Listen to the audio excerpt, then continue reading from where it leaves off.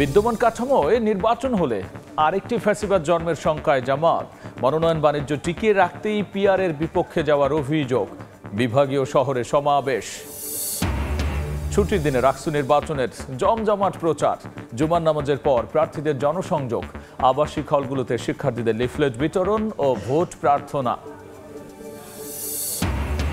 ফেসবুকে ধর্ম নিয়ে কটূক্তির অভিযোগ। কুমিল্লায় মাইকে ঘোষণা দিয়ে 4টি মাজারে ভাঙচুর, আগুন। অজ্ঞাত 22 জনের বিরুদ্ধে পুলিশের মামলা। ভবনে এক নাম এবং সাইনবোর্ডে আরেক নাম। দুনিয়ার মাদ্রাসা সবগুলা কওমি। 3টা বরাদ্দ একাই পাই। অস্তিত্বহীন মাদ্রাসায় অর্থ বরাদ্দ। পারিবারিক কবরস্থানকে সামাজিক দেখিয়ে টাকা উত্তোলন। ময়মনসিংহ জেলা পরিষদের প্রকল্পে 9/6 রিপোর্ট আটকাতে ঘুষের প্রস্তাব।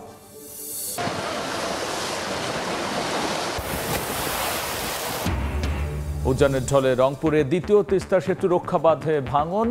নদী গর্ভে বিলীন 30 মিটার অংশ।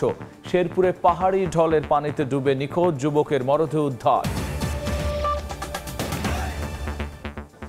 বাংলা সময় সঙ্গে আছি আমি গোলাম রাব্বি। পিআর ছাড়া নির্বাচন হলে দেশে আরেকটি ফ্যাসিবাদের জন্ম হবে বলে মন্তব্য করেছেন জামায়াতে ইসলামীর নেতারা। মনোনয়ন বাণিজ্য টিকিয়ে রাখতেই আনুপাতিক পদ্ধতির বিরোধিতা করা হচ্ছে বলেও অভিযোগ তাদের।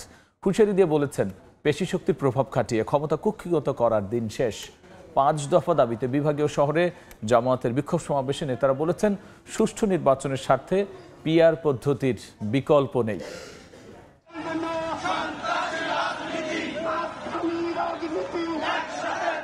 জুলাই সনদের আইনি ভিত্তি পিআর পদ্ধতিতে জাতীয় নির্বাচন সহ 5 দফা দাবিতে রাজধানীতে সমাবেশের পর এবার বিভাগীয় পর্যায়ে বাংলাদেশ জামায়াত ইসলামীর বিক্ষোভ। শুক্রবার 7 বিভাগীয় শহরে কর্মসূচির অংশ হিসেবে দুপুরে রংপুরের পাবলিক লাইব্রেরি মাঠে সমাবেশ হয়। নির্ধারিত সময়ের আগেই কানায় কানায় পূর্ণ হয়ে যায় সমাবেশ স্থল। সমাবেশ শেষে রংপুর মহানগরীর গুরুত্বপূর্ণ সড়ক প্রদক্ষিণ করে বিক্ষোভ মিছিল। মিছিলের আগে সমাবেশে প্রধান অতিথির বক্তব্যে দলটির সেক্রেটারি জেনারেল মিয়া গোলাম পরোয়ার বলেন, বিদ্যমান রাষ্ট্রীয় কাঠামোয় নির্বাচন হলে দেশে আবার ফ্যাসিবাদ তৈরি হবে। এ সময় পিআর পদ্ধতিতে নির্বাচন জনগণ চায় কিনা তা জানতে সরকারকে গণভোট দেবার আহ্বান জানান তিনি। এই বিদ্যমান রাষ্ট্রীয় কাঠামো যদি থাকে তাহলে এর মধ্যে দিয়ে নতুন ফ্যাসিবাদের জন্ম। সকল দলের প্রতিনিধিত্বের মধ্য দিয়ে একটি অংশীদারিত্বের সরকার আসলে কর্তৃত্ববাদী সরকারের শাসন চালাতে পারবে না যারা, তারা পিআর ঠেকাতে। গোলাম পরোয়ার বলেন, একটি পক্ষ সরকারকে চাপ প্রয়োগ করে প্রভাবিত করার চেষ্টা করছে। রাজনৈতিক আধিপত্য সৃষ্টি করে আর কেউ ক্ষমতা কুক্ষিগত করতে পারবে না বলেও হুঁশিয়ারি দেন তিনি। মনে রাখবেন, গায়ের জোরে দেশ শাসন করার দিন শেষ হয়ে গেছে। সেই বাংলাদেশ এখন আর সেই বাংলাদেশ নাই। বিরোধী দলকে দমন করে দমন পীড়ন, খুন, ফাঁসি, জেল, রিমান্ড, আয়নাঘর দিয়ে আজীবন ক্ষমতায় থাকার স্বপ্ন যারা দেখেন, সেই দিন শেষ হয়ে গেছে। কেন্দ্রীয় কর্মসূচির অংশ হিসেবে ময়মনসিংহ রেলওয়ে কৃষ্ণচূড়া চত্বরে সমাবেশ করে মহানগরী জামাত। প্রধান অতিথির বক্তব্যে কেন্দ্রীয় সহকারী সেক্রেটারি জেনারেল এহসানুল মাহবুব জুবায়ের বলেন, সুষ্ঠু নির্বাচনের স্বার্থে পিআর পদ্ধতির বিকল্প নেই। একটি সুষ্ঠু গণতান্ত্রিক নিয়মতান্ত্রিক পদ্ধতিতে নিয়ে আসতে হলে এই ধরনের একটি সাস্টেইনেবল সিস্টেম আমাদেরকে বাংলাদেশে দিতে হবে। পিআর পদ্ধতি হচ্ছে তার সবচেয়ে উত্তম ব্যবস্থা। এদিকে বিকেলে চট্টগ্রামের আন্দরকিল্লা শাহী জামে মসজিদ প্রাঙ্গণে মহানগরীর শাখা আয়োজিত সমাবেশে প্রধান অতিথির বক্তব্য রাখেন কেন্দ্রীয় সহকারী সেক্রেটারি জেনারেল রফিকুল ইসলাম খান। অভিযোগ করেন, সরকারের অনেকে একটি রাজনৈতিক দলের প্রতি পক্ষপাতী আচরণ করে দেশকে বিপদগামী করার ষড়যন্ত্র করছে। ইউনূস সাহেবের আশেপাশে যারা আছেন অনেকেই এই ষড়যন্ত্রের সাথে জড়িত, অনেকেই একটি দলের পক্ষপাতী হয়ে এই দেশকে আবার বিপদগামী করার ষড়যন্ত্রে লিপ্ত। একই দাবিতে সমাবেশ ও বিক্ষোভ কর্মসূচি পালন করছে সিলেট, বরিশাল, খুলনা সহ অন্যান্য মহানগরী শাখা জামাত। শফিক মুন্সি, সময় সংবাদ। দুর্গাপূজাকে কেন্দ্র করে পরাজিত শক্তি কোনো ষড়যন্ত্র করলে বিএনপি নেতাকর্মীরা রুখে দেবে বলে মন্তব্য করেছেন দলটির কেন্দ্রীয় নির্বাহী কমিটির সদস্য রুহুল কুদ্দুস তালুকদার দুলু। দুপুরে নাটোরে শহরের আলাইপুরে শারদীয় দুর্গা উৎসব উপলক্ষে পূজা পরিষদ নেতাদের সঙ্গে মতবিনিময় সভায় এই কথা বলেছেন তিনি। যখনই পূজা আসে সোশ্যাল মিডিয়া প্রোপাগান্ডা ছড়ানো হয়, আওয়ামী লীগ ক্ষমতায় থাকলে জঙ্গি হামলা চালানোর অপপ্রচার চালানো হয়, কিন্তু বিএনপি সনাতনীদের জানমাল রক্ষা করবে বলেও মন্তব্য করেন রুহুল কুদ্দুস তালুকদার দুলু।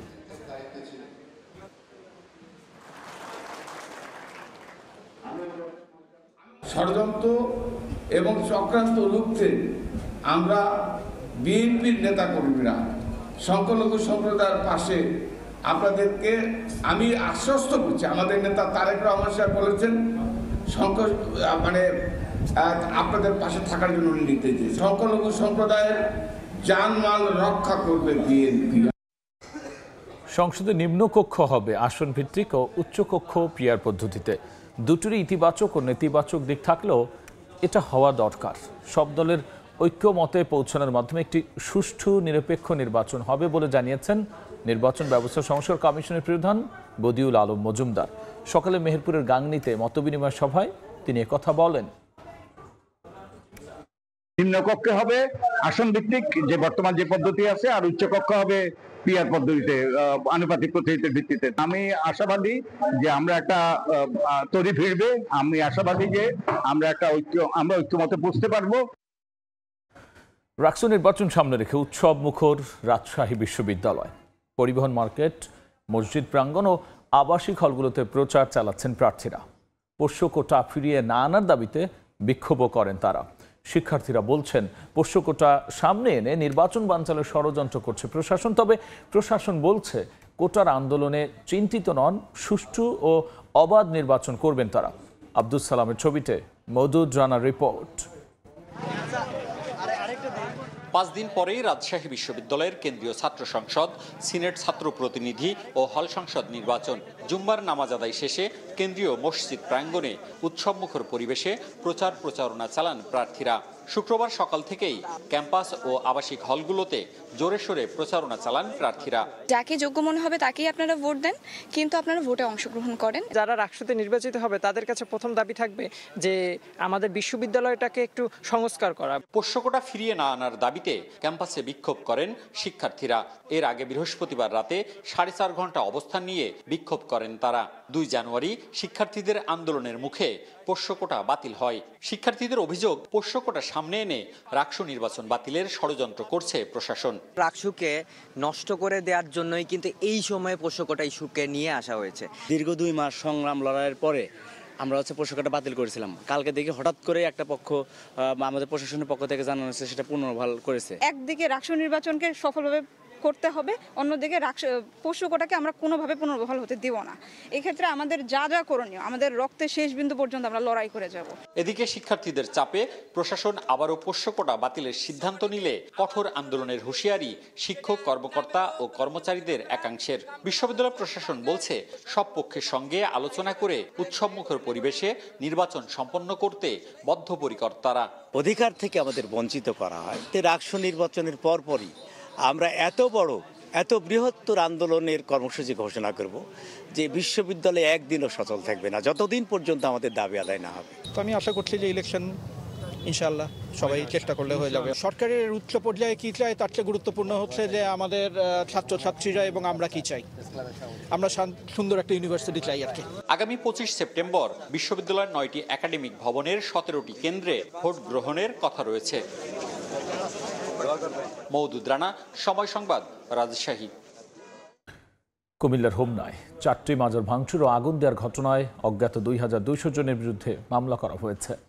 বিষয়টি নিশ্চিত করেছেন হোমনা সার্কেলের সহকারী পুলিশ সুপার আব্দুল করিম। তিনি জানিয়েছেন, বৃহস্পতিবার রাতে হোমনা থানায় মামলা করেন উপপরিদর্শক তাপস কুমার সরকার। সামাজিক যোগাযোগ মাধ্যম ফেসবুকে ধর্মীয়ভাবে আপত্তিকর পোস্ট দেওয়াকে কেন্দ্র করে বৃহস্পতিবার সকালে মাইকে ঘোষণা দিয়ে আসাদপুর গ্রামের কফিল উদ্দিন শাহ, হাওয়ালি শাহ, কালাই শাহ ও আব্দুস শাহ মাজার ভাঙচুর করে আগুন দেওয়া হয়। খবর পেয়ে ফায়ার সার্ভিসের 2টি ইউনিট ওই আগুন নিয়ন্ত্রণে আনে। পরে পুলিশ, সেনাবাহিনী ও প্রশাসনের কর্মকর্তারা ঘটনাস্থল পরিদর্শন করেন। ফেসবুকে আপত্তিকর পোস্ট দেওয়ার অভিযোগে একজনকে গ্রেফতারও করা হয়েছে। অস্তিত্বহীন মাদ্রাসার নামে দেওয়া হয়েছে অর্থ বরাদ্দ। পারিবারিক কবরস্থানকে সামাজিক দেখিয়েও তুলে নেওয়া হয়েছে টাকা। আবেদন না করেও বরাদ্দের তালিকায় নাম উঠেছে অনেক প্রতিষ্ঠানের। আবার একই ব্যক্তি একাধিক প্রতিষ্ঠানের অর্থ তুলেছেন। ময়মনসিংহ জেলা পরিষদ থেকে 2024-25 অর্থ বছরের রাজস্ব বাজেটের ঐচ্ছিক কার্যাবলীর আওতায় নেয়া প্রকল্পে অনিয়মের এমন অভিযোগের সত্যতা মিলেছে সময় সংবাদের অনুসন্ধানে। হোসেন আলীর ছবিতে দেখব ওবায়দুল হকের রিপোর্ট।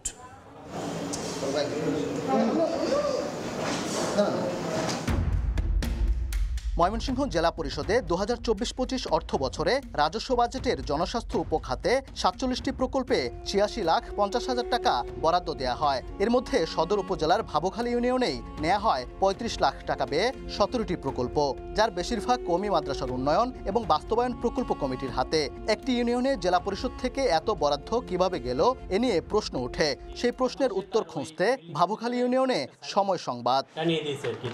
বরাদ্দপত্রের 45 নম্বরে থাকা জামিয়া হাজেরা মহিলা মাদ্রাসা নামে বরাদ্দ হয়েছে 2 লাখ টাকা। তবে পরিচালক জানালেন তিনি কোনো বরাদ্দের জন্য আবেদনই করেননি। জামিয়া হাজেরা মহিলা মাদ্রাসা নামে এখনো পর্যন্ত কোনো টাকা পাইনি। তার কথার সূত্র ধরে চুরখাই বাজারের পাশে একই নামে আরেকটি মাদ্রাসা খুঁজে পাওয়া যায়। মাদ্রাসার দেয়ালে রং দিয়ে জামিয়া হাজেরা কওমি মহিলা মাদ্রাসা লেখা থাকলেও ছাদের উপরে নতুন করে একটি বোর্ড সাটানো হয়েছে, যেখানে কওমি শব্দ বাদ দিয়ে লেখা হয়েছে। অস্তিত্বহীন মাদ্রাসায় কয়েকদিন আগে এই সাইনবোর্ড সাঁটিয়ে টাকা তুলে নেওয়া হয়। এ বিষয়ে প্রশ্ন করা হলে ক্ষিপ্ত হন মাদ্রাসাটির পরিচালক নজরুল ইসলাম। তিনি আবার বরাদ্দপত্রে থাকা 44 নম্বরের জামিয়া হাজি শমসের আলী মহিলা মাদ্রাসা নামেও 2 লাখ টাকা বরাদ্দ নিয়েছেন। ভবনে এক নাম এবং সাইনবোর্ডে আরেক নাম। দুনিয়ার মাদ্রাসা সবগুলা কওমি, এটা আপনি কি আপনি জানেন না? দেখে মূর্খের মতো প্রশ্ন করছেন। এক ইউনিয়নে 2 নাম 10 নামে হওয়া কোনো এটা কোনো আইনে বা কোনো রেজুলেশনে বা কোনো নিয়ম শৃঙ্খলার ভিতরে কোনো এটা বাধা ভিত্তিক আছে? অনুসন্ধানে এমন আরও বেশ কয়েকটি প্রতিষ্ঠান পাওয়া গেছে যাদের কেউ আবেদন না করলেও তাদের নামে বরাদ্দ হয়ে গেছে। অভিযোগ উঠেছে জালিয়াতির মাধ্যমে বরাদ্দ নেয়ার পেছনে ভূমিকা রেখেছেন স্থানীয় আইনুল হক নামে এক ব্যক্তি। তিনি নিজেই 2টি মাদ্রাসা ও একটি কবরস্থানের নামে 7 লাখ টাকা বরাদ্দ নিয়েছেন। আইনুল ভাই জানাইছে খরচ টস দিয়া আপনার 90,000 টাকা পাবেন। আইনুল ভাই আমাদের অজান্তে তিনি দরখাস্ত করছিলেন, 1/3 অংশ হয়তো আমরা পাবো না আর কি, বাকিটা আমরা পাইবো আর কি। জেলা পরিষদের ভারপ্রাপ্ত প্রধান নির্বাহী কর্মকর্তার সঙ্গে সখ্যতা গড়ে একাই ভুয়া প্রকল্প বাগিয়ে নিয়েছেন আইনুল হক। সব অভিযোগ অস্বীকার করলেও সময় সংবাদের প্রতিবেদককে ম্যানেজ করতে অনৈতিকভাবে সুবিধা দেওয়ার চেষ্টা করেন আইনুল হক। 3টা বরাদ্দই একাই পাই, এই সম্পর্কে আপনাদেরকে কি বলবো, এটা আল্লাহর রহমত ছাড়ার কিছু না।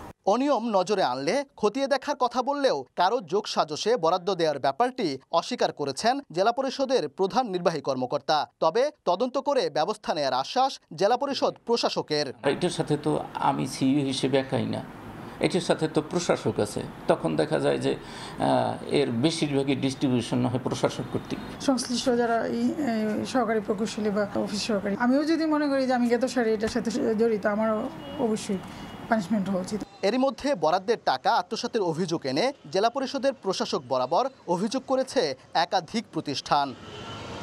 মাদ্রাসার নামে বরাদ্দের এমন নয়ছয়কে অত্যন্ত নিন্দনীয় বলছেন সচেতন নাগরিকরা।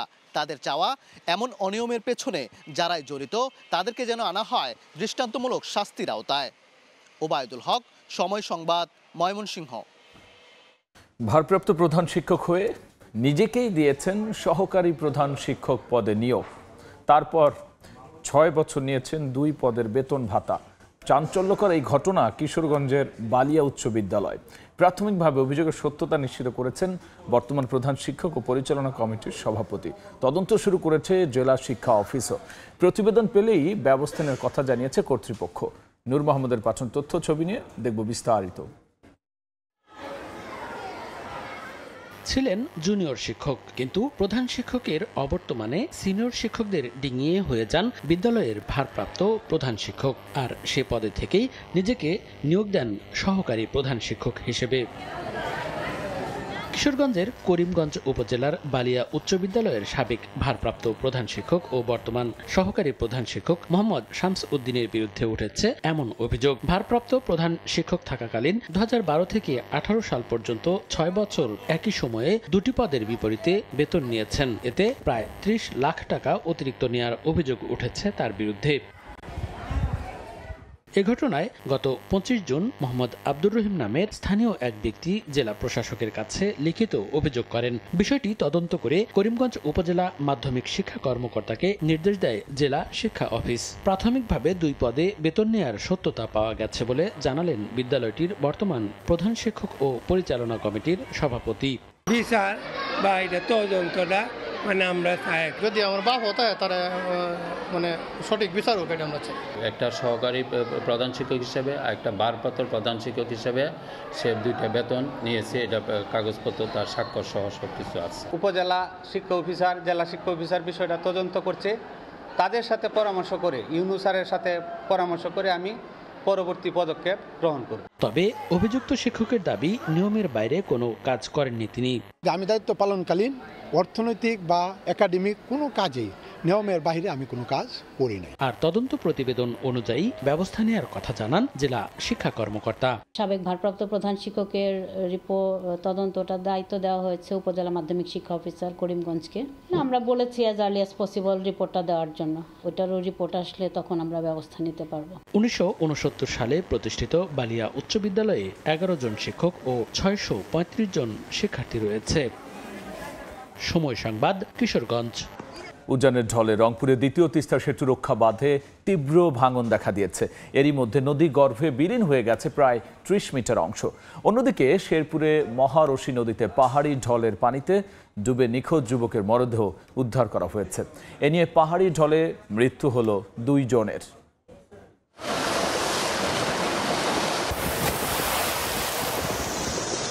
উজানের ঢলে পানি বেড়েছে তিস্তায়। ঢেউয়ের তোড়ে ভাঙনের মুখে সেতুরক্ষা বাঁধের একাংশ সহ বিভিন্ন স্থাপনা। রংপুরের গঙ্গাচড়া মহিপুরে সেতুরক্ষা ব্লকের নিচ থেকে সরে গেছে মাটি।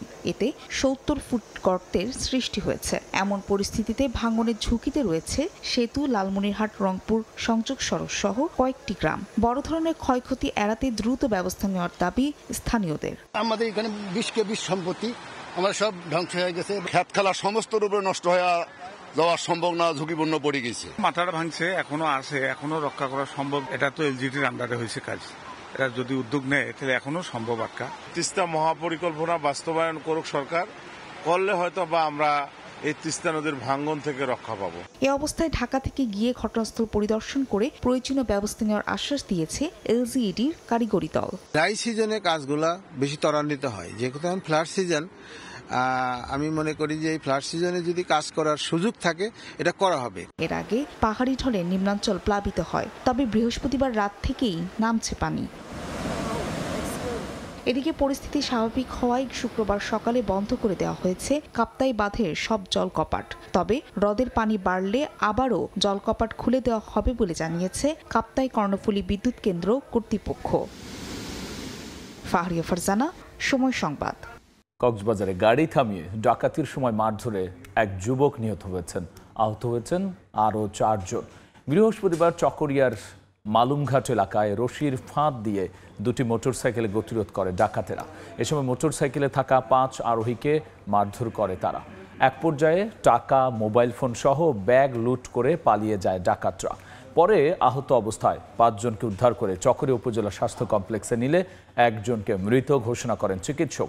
জড়িতদের ধরতে অভিযান চলছে বলে জানিয়েছে পুলিশ। নিহত মাহমুদুল হক উখিয়ার বালুখালী এলাকার বাসিন্দা ছিলেন।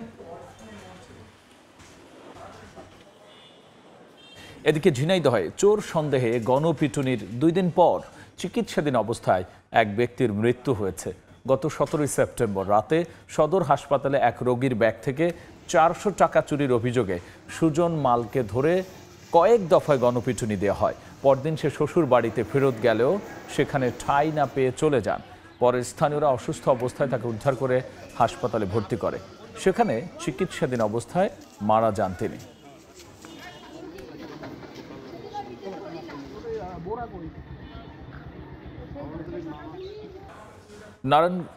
নারায়ণগঞ্জে গাছের ডাব পড়াকে কেন্দ্র করে বড় ভাইয়ের ছুরিকাঘাতে ছোট ভাই নিহত হয়েছেন। এলাকাবাসী জানায়, দুপুরে সোনারগাঁও উপজেলার মগুড়াপাড়া ইউনিয়নের আলবদি এলাকায় নিজ বাড়ির গাছ থেকে ডাব পড়াকে কেন্দ্র করে আক্তার হোসেন ও তার ছোট ভাই ওমর ফারুক খোকার মধ্যে ঝগড়া হয়। এক পর্যায়ে ডাক্তার হোসেন উত্তেজিত হয়ে ছোট ভাই খোকাকে ছুরিকাঘাত করলে ঘটনাস্থলে তার মৃত্যু হয়। খবর পেয়ে নিহতের লাশ উদ্ধার করে সদর জেনারেল হাসপাতালের মর্গে পাঠায় পুলিশ। ঘটনার পর পলাতক রয়েছে অভিযুক্ত আক্তার হোসেন।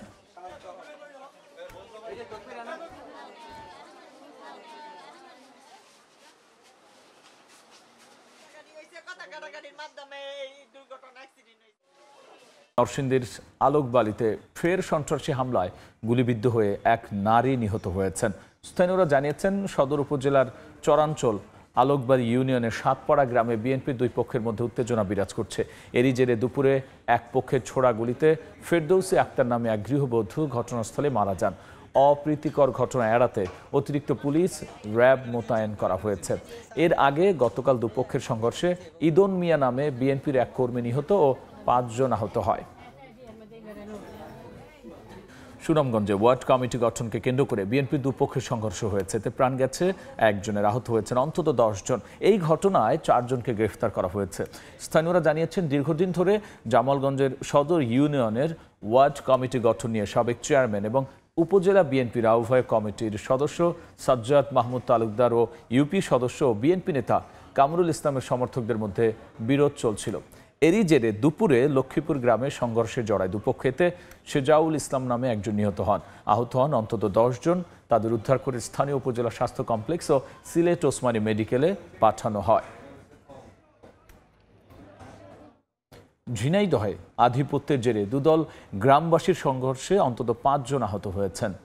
দীর্ঘদিন ধরে আধিপত্য নিয়ে সদর উপজেলার রূপদাহ গ্রামে ওয়ার্ড বিএনপির সভাপতি বক্কার বিশ্বাস ও সাবেক সভাপতি ফজলু মণ্ডল গ্রুপের সমর্থকদের মধ্যে বিরোধ চলে আসছিল। এরই জেরে আজ সকালে দুপক্ষের লোকজন দেশীয় অস্ত্রশস্ত্র নিয়ে সংঘর্ষে জড়িয়ে পড়ে। এতে অন্তত 5 জন আহত হন। ভাঙচুর করা হয় বাড়িঘর ও দোকানপাট। খবর পেয়ে পরিস্থিতি নিয়ন্ত্রণে আনে পুলিশ। লিবিয়ায় গুলিতে আহত হওয়ার পর 11 দিন ধরে নিখোঁজ মাদারীপুরের যুবক জীবন ঢালি।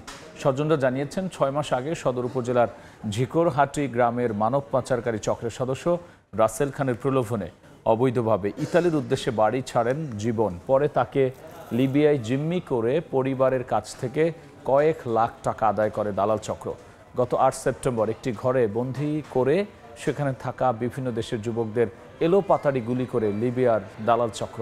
সেগুলোতে আহত হয় জীবন। গুরুতর অবস্থায় স্থানীয় একটি হাসপাতালে তাকে ভর্তি করা হয়। পরে আর কোনো খোঁজ মিলছে না তার।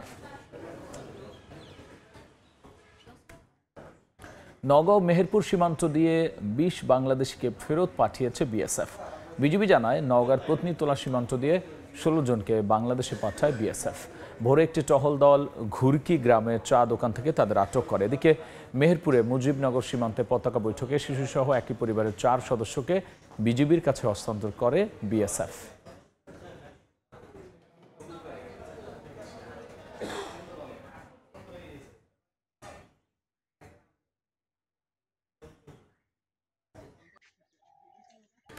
জলাবদ্ধতার কবলে মুক্তারপুর থেকে মুন্সিগঞ্জ জেলা শহরে প্রবেশের প্রধান সড়ক। বছরের বেশিরভাগ সময় সড়কটি ডুবে থাকায় চরম ভোগান্তিতে স্থানীয়রা। সমস্যা সমাধানের আশ্বাস এলজিইডির। নাসিরুদ্দিন উজ্জ্বলের রিপোর্ট। ছবি তুলেছেন আবু সাইদ। পানিতে তলিয়ে আছে সড়ক। দেখে বোঝার উপায় নেই এটি সড়ক না খাল। মুন্সিগঞ্জ শহরের প্রবেশদ্বার মুক্তারপুর জোরপুকুর পাড় থেকে কন্দাল ফসল গবেষণা উপকেন্দ্র সড়কের এই চিত্র। জেলা শহরের সঙ্গে পশ্চিমাঞ্চলের টঙ্গিবাড়ি, লৌহজং, শ্রীনগর, সিরাজদিখান এবং সদর উপজেলা সহ বিভিন্ন অঞ্চলের মানুষের যাতায়াত এ পথে। বছরের বেশিরভাগ সময় সড়কটি ডুবে থাকায় চরম ভোগান্তিতে স্থানীয়রা। বছরে দেখা গেছে 7 থেকে 8 মাস এই একভাবেই চলে। একদিন বৃষ্টি হইলে সোজা কথা আপনার 12-13 দিন এরকম থাকে। পানি গাজির লেগে চলাফিরি করতে পারি না, গাড়ি ঘোড়া চলাইতে পারে না, কি কেমবে খাম। বৃষ্টির ভিতরে পানি জমা থাকে, বাচ্চাদের মশা হয়, অনেক সমস্যা হইতেছে, রাস্তার ভিতরে অ্যাক্সিডেন্ট হইতেছে। স্কুলে যেতে পারি না, সকালে গাড়ি পাই না, তারপরে স্কুলে জুতা টুতা সব ভিজে যায়, স্কুল ঢুকতে দেয় না, জুতা না পরে গেলে। তবে সমস্যার সমাধানের চেষ্টা চলছে বলে জানায় এলজিইডি। দুই পাশে সারি সারি দোকান হয়ে আছে, এক দোকান থেকে আরেক দোকানের কোনো লাগানো পানি নিষ্কাশনের তো একটা জায়গা থাকতে হবে। ওনারা তো আসলে ওই রকম কোনো জায়গা আমাদের আসলে দিচ্ছে না, বা এমন কোনো জায়গা নদী বা খাল পর্যন্ত যে আমরা একটা ড্রেন করে দেব সেই জায়গাও নাই।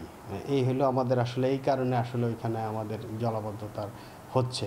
2012 সালে সড়কটি আরসিসি ঢালাই করে নতুনভাবে নির্মাণ করে স্থানীয় সরকার প্রকৌশল অধিদপ্তর।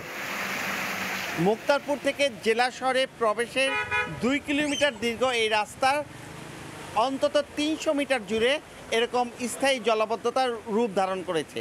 এতে বিড়ম্বনায় পড়েছে হাজারো মানুষ। মুন্সিগঞ্জের পঞ্চসার থেকে নাসির উদ্দিন উজ্জ্বল, সময় সংবাদ। কোথাও খসে পড়ছে পলেস্তারা, কোথাও ফাটল ধরে বেরিয়ে গেছে রড। মাদারীপুরে 61টি সরকারি প্রাথমিক বিদ্যালয় ঝুঁকিপূর্ণ, অথচ বারবার নতুন ভবনের আকুতি জানালেও মিলছে না সুরাহা। সঞ্জয় কর্মকার অভিজিতের রিপোর্ট, ছবি তুলেছেন শাহাদাত আকন। টিনের চালা চুইয়ে পড়ছে বৃষ্টির পানি, শ্রেণীকক্ষেও পানি জমে গেছে, পাঠদান ব্যাহত। দীর্ঘদিনেও সমাধান না হওয়ায় ক্ষুব্ধ শিক্ষক, শিক্ষার্থী ও অভিভাবকরা। 1973 সালে এমপিওভুক্ত হয় মাদারীপুরের কালকিনি উপজেলার দক্ষিণ কৃষ্ণনগর সরকারি প্রাথমিক বিদ্যালয়। এরপর সেখানে 1993 সালে একটি টিনশেড ঘর নির্মাণ করা হয়। বর্তমানে জরাজীর্ণ আর ঝুঁকিপূর্ণ পুরো টিনশেড ঘর। চরম আতঙ্কে শিক্ষার্থীরা। 120 জন শিক্ষার্থী আর 7 জন শিক্ষকের জন্য পাশে আলাদা 2009 সালে দোতলা একটি ভবন নির্মাণ করা হলেও সেটিরও করুণ দশা।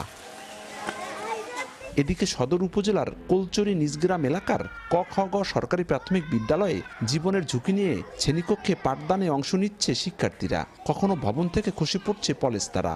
একই অবস্থা জেলার 61টি সরকারি প্রাথমিক বিদ্যালয়ের। প্রতিটা কলম ফাটল ধরেছে এবং অনেক কলমের রড বের হয়ে গেছে। এখন এই অবস্থায় এই বিল্ডিংটা ঝুঁকিপূর্ণ আছে। বৃষ্টি নামলে আমাদের টিনের চালার যে ভবন, এই ভবনটা হলো এত পরিমাণ বৃষ্টি পড়ে যে স্টুডেন্টের বই খাতা সব ভিজে যায়। ছাদের যে বালু কণা সেগুলা ভেঙে ভেঙে পড়ে। চাল ফুটো থাকার কারণে বৃষ্টির সময় আমাদের বই খাতা ভিজে যায় এবং ঝড়ের সময় আমরা আতঙ্কে থাকি। এর কারণে আমাদের একটি নতুন ভবন চাই। জেলা প্রাথমিক শিক্ষা কর্মকর্তা জানান, ঝুঁকিপূর্ণ এসব ভবনের নামের তালিকা করে অধিদপ্তরে পাঠানো হয়েছে। যে সমস্ত বিদ্যালয় ঝুঁকিপূর্ণ রয়েছে সে সমস্ত বিদ্যালয়গুলোর তালিকা সংগ্রহ করে আমরা পরবর্তী যেই অবকাঠামো নির্মাণের যে প্রকল্পগুলো হবে সেগুলোতে অন্তর্ভুক্ত করার জন্য আমরা ব্যবস্থা নিচ্ছি। মাদারীপুরের 5টি উপজেলায় 719টি সরকারি প্রাথমিক বিদ্যালয়ে 1,28,495 জন শিক্ষার্থীর বিপরীতে শিক্ষকের সংখ্যা 4,058 জন। এর মধ্যে 61টি সরকারি প্রাথমিক বিদ্যালয় কয়েক বছর ধরে ঝুঁকিপূর্ণ ও পরিত্যক্ত ঘোষণা করে প্রশাসন। ভেঙে গেছে দরজা জানালা, ঝোড়ো বাতাসে প্রতি মুহূর্তেই বাড়ে আতঙ্ক। এতে কমছে শিক্ষার্থীর সংখ্যাও। এখনই কার্যকর ব্যবস্থা না নিলে পাঠদান হতে পারে চরম ব্যাহত। সঞ্জয় কর্মকার, অভিজিৎ, সময় সংবাদ, মাদারীপুর। পদ্মা মেঘনায় মিলছে না পর্যাপ্ত ইলিশ। 6 বছরের ব্যবধানে শরীয়তপুরে প্রায় 1200 মেট্রিক টন আহরণ হ্রাস। প্রতিদিনের খরচ উঠছে না জেলেদের। বিএম ইসরাফিলের পাঠানো তথ্য ছবি নিয়ে দেখব বিস্তারিত। এক সময় শরীয়তপুরের বিভিন্ন হাট বাজারে পদ্মা মেঘনার রূপালী ইলিশ ভরপুর বেচাকেনা হতো। গত 6 বছরে কমেছে মাছের আহরণ। 2023-24 অর্থ বছরের তুলনায় 2024-25 অর্থ বছরে কমেছে 483 মেট্রিক টন, আর 2019-20 অর্থ বছরের চেয়ে 2024-25 অর্থ বছরে কমেছে 1176 মেট্রিক টন। ইলিশ ধরার আশায় প্রতিদিন প্রতিটি নৌকায় করে নদীতে নামে 10 থেকে 12 জন জেলে। 12 ঘন্টা নদীতে জাল ফেলে মিলছে 12 থেকে 16টি ইলিশ। জ্বালানি, খাবার, জাল মেরামত সহ প্রতিদিনের খরচও আয় করতে পারছেন না তারা। গতবারে সে এবার মাছ অর্ধেক কম। তেল পুরা যদি যায়, যদি না পোষে তাহলে দেশে যায় লাভ আছে। 500,000 টাকা বেচছে আমাদের সংসার তো খরচ দিতে পারি না, নৌকা চলতে পারি না আমরা। এদিকে বাজারে সরবরাহ কম থাকায় দাম বেড়েছে ইলিশের। কিনতে পারছেন না সাধারণ ক্রেতারা, বিপাকে আড়তদাররাও। 24 ঘন্টার মধ্যে 12 ঘন্টা জেলেরা নদীতে থাকে মাছ ধরে, কিন্তু সেখানে মাছ পাচ্ছে 3 আলি 4 আলি, যার কারণে হচ্ছে জেলেদেরও পোষাচ্ছে না, আমরা আড়তদার হিসেবে আমাদেরও পোষাচ্ছে না। ভরা মৌসুমে পদ্মা মেঘনায় ইলিশ সংকটের কারণ হিসাবে নাব্য স্বল্পতা, অবৈধ ড্রেজিং, অতিমাত্রায় ভারী নৌযান চলাচল সহ নানা সমস্যার কথা জানায় মৎস্য বিভাগ। আমাদের নদীর নাব্যতা ফিরিয়ে আনার জন্য আমাদের পদক্ষেপ নিতে হবে। সব মিলিয়ে যদি আমরা ঠিক করতে পারি তাহলে আমরা আমাদের প্রত্যাশিত ইলিশের উৎপাদন আবারও এই শরীয়তপুরে ফিরে পাবো এবং এখানে যে 35,000 জেলে আছে তাদেরও আগের মতো জালে তাদের ইলিশ ধরা পড়বে। মৎস্য বিভাগের তথ্য মতে শরীয়তপুরের পদ্মা ও মেঘনায় মাছ ধরা জেলেদের সংখ্যা প্রায় 36,000। ইলিশের প্রজনন মৌসুমে আগামী অক্টোবর মাসের প্রথম সপ্তাহ থেকে 28 দিনের জন্য বন্ধ থাকবে সব ধরনের মাছ ধরা। সময় সংবাদ, শরীয়তপুর। বাংলা সময়ের শীর্ষ সংবাদ জানিয়ে দিচ্ছে আরও একবার। বিদ্যমান কাঠামোয় নির্বাচন হলে আরেকটি ফ্যাসিবাদ জন্মের শঙ্কায় জামাত। মনোনয়ন বাণিজ্য টিকিয়ে রাখতেই পিআরের বিপক্ষে যাওয়ার অভিযোগ, বিভাগীয় শহরে সমাবেশ। ছুটির দিনে রাকসু নির্বাচনের জমজমাট প্রচার, জুমার নামাজের পর প্রার্থীদের জনসংযোগ, আবাসিক হলগুলোতে শিক্ষার্থীদের লিফলেট বিতরণ ও ভোট প্রার্থনা। এবং ফেসবুকে ধর্ম নিয়ে কটূক্তির অভিযোগ, কুমিল্লায় মাইকে ঘোষণা দিয়ে 4টি মাজারে ভাঙচুর, আগুন, অজ্ঞাত 22 জনের বিরুদ্ধে পুলিশের মামলা।